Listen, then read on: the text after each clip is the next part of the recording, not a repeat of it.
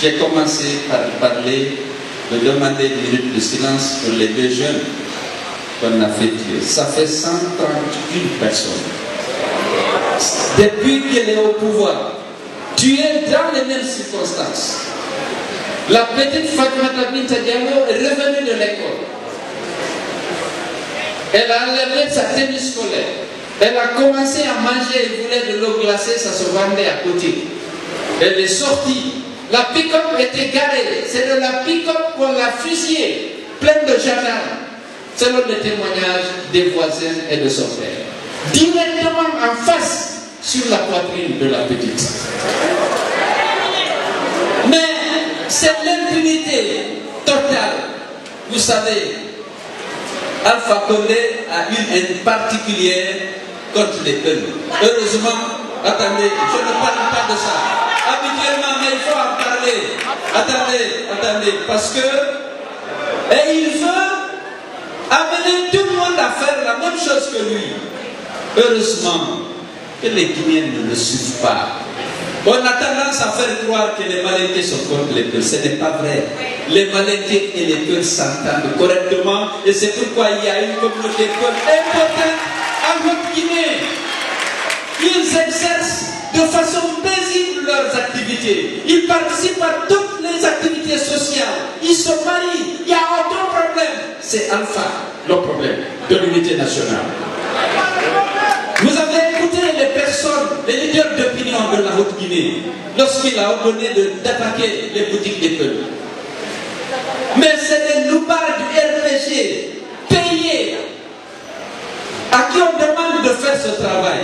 Vous avez écouté le Sotikemo de Kankan. Vous avez écouté l'éminent professeur, Lansine Kaba. Vous avez écouté le doyen Toumani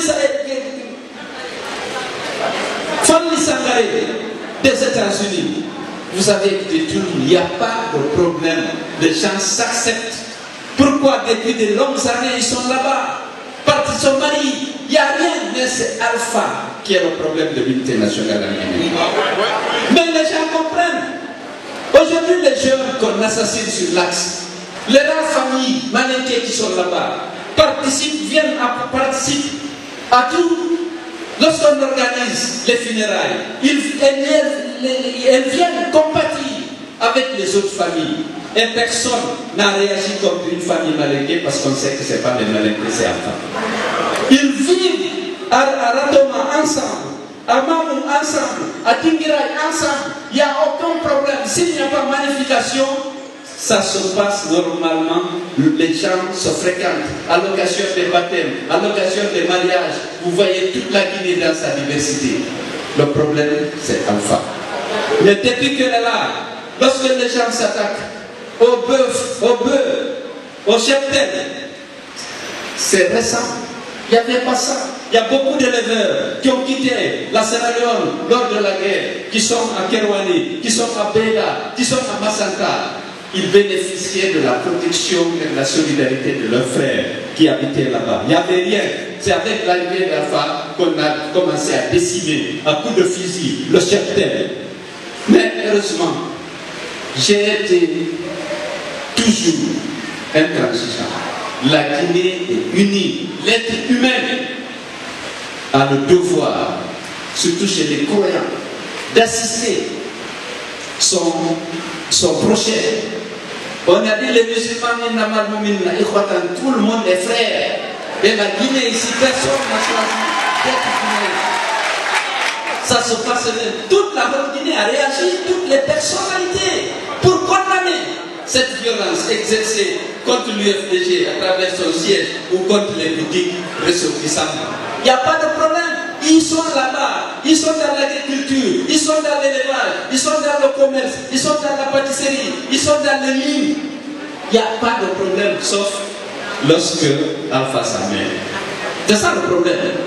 Alors donc, restons unis et ne tombons pas dans le piège d'Alpha. Il n'y a pas de contradiction dans les ethnies. Les mariages, les actes de solidarité continuent, il faut refuser ça. Et aujourd'hui, il a compris que les gens ne veulent pas de ça.